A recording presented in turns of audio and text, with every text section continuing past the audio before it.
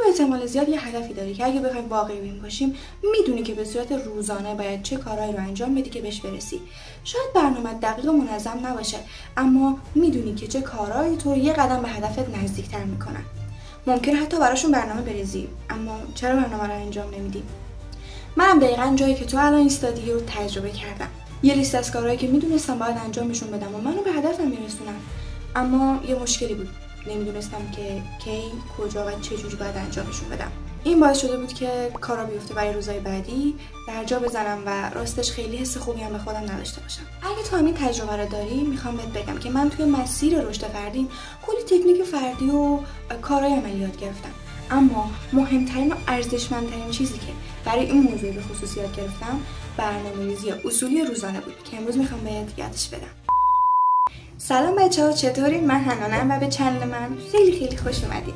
امروز قراره که با هم دیگه راجع به برنامه‌ریزی صحبت کنیم. از اونجایی که کلی سوال راجع به برنامه‌ریزی کردن پرسیده بودین و منم کلی راجع به این موضوع تحقیق کرده بودم، گفتم که بهتره به جای ویدیو چند تا ویدیو توی یه سریال به نام سریال برنامه‌ریزی براتون درست کنم. اگه به برنامه‌ریزی علاقه‌مندی یا می‌خوای بدونین که چرا تا حالا به برنامه‌ات عمل نمی‌کردی، بهت پیشنهاد می‌کنم این ویدیو رو تا آخرش ببین. بذار از همین اول بهت بگم که برنامه‌ریزی چرا انقدر مهمه، چرا همه دارن روش تاکید میکنن.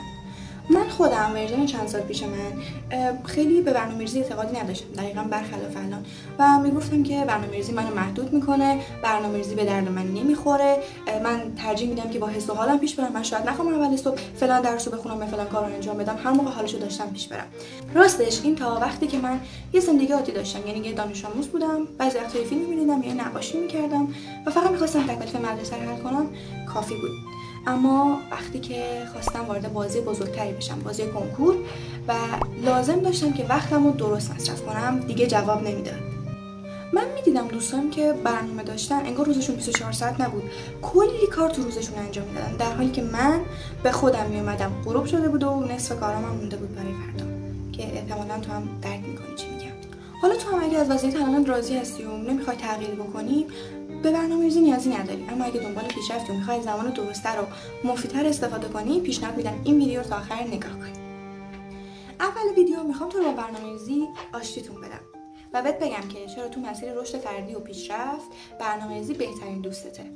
بعدش هم میخوام 3 تا دلیل رو بهت بگم که چرا تا حالا برنامه‌ریزیات شکست می‌خورده، چرا تو عمل کردنشون خوب نیستی، فقط توی نوشتن خوبی. پس لایک و ساب فراموش نشه و اگه ویدیو دوست داشتی کامنت بذار و بزن بریم برای ادامه ویدیو. اما 4 تا دلیلی که باعث شد فکر کنم هر کسی که دنبال پیشرفته باید با برنامه‌ریزی دوست باشه، و 4میش یکی از مهمترین دلایل پیشرفت خود من بود. اولیش برنامه‌ریزی باعث افزایش تمرکزت میشه. وقتی که میدونی اولویتات چی هستن، کارهایی که قراره انجام بدی چیه، دیگه نصف حواست این نیست که وقتی این کارم تموم شد قراره بعدش چیکار کنم، آخر شب قراره چیکار کنم، و باور کن تمرکزت خیلی بیشتر میشه. دومی فایده برنامه‌ریزی مدیریت زمان. اینو میدونیم که ما زمانمون چه استفاده کنیم چه استفاده نکنیم تموم میشه و برای همه روز 24 ساعته، اما برای برنده که باعث میشه بعضیا خیلی پروداکتیوتر و مفیدتر از زمانشون استفاده بکنن برنامه‌ریزیه. برنامه‌ریزی باعث میشه که اونا زمانشون رو آگاهانه تر خرج کنن. سومیش کاهش استرسه. وقتی که برنامه داشته باشی دیگه سردرگم نیستی و ذهنت آرامش داره و میدونی که قراره چیکار کنه.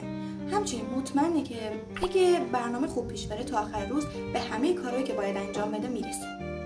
و 4میش که به نظر من مهمترین دلیلی که برنامه‌ریزی رو بعد از همین امروز شروع کنی اینه که پیشرفتت رو قابل اندازه‌گیری میکنه.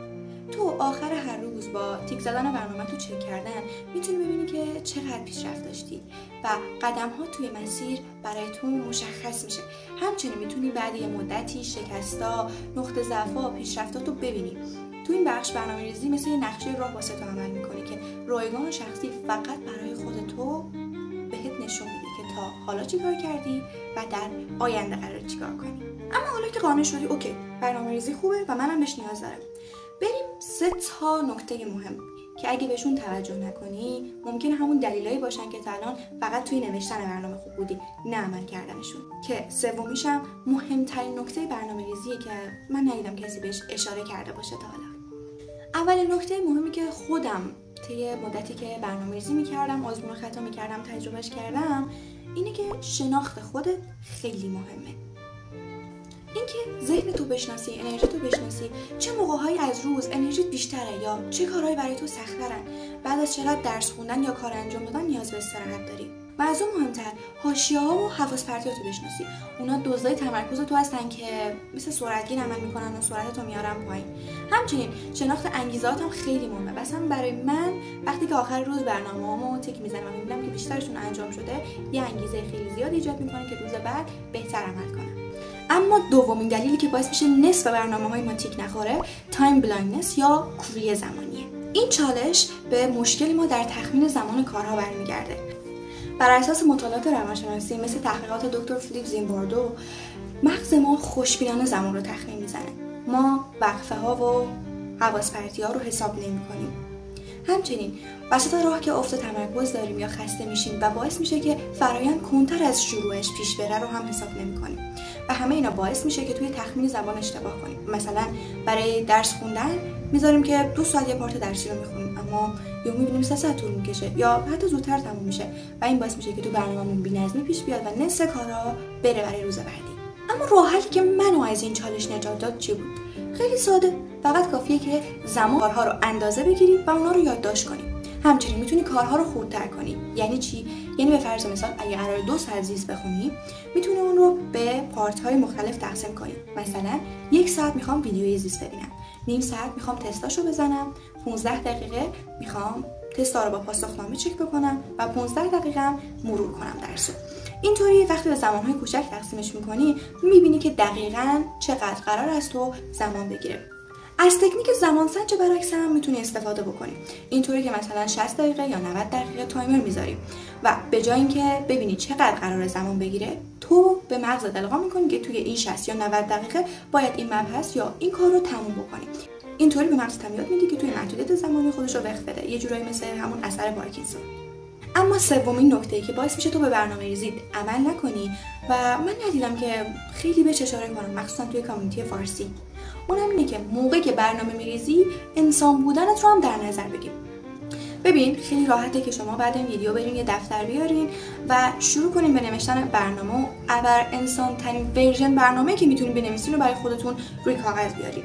یعنی اینطوری که فردا 5 صبح بیدار میشم، در حالی که نیم ساعت پیاده روی میکنم پادکست گوش میدم، بعدش میام و همینطور تا 12 شب برای خودتون برنامه بچینین، بدون اینکه هیچ نفس یا استراحتی به خودتون بدین و کاری که یادم اومد یا خودتون قرار بوده تو یه هفته انجام بدین و همه رو توی یه روز قرار بدین.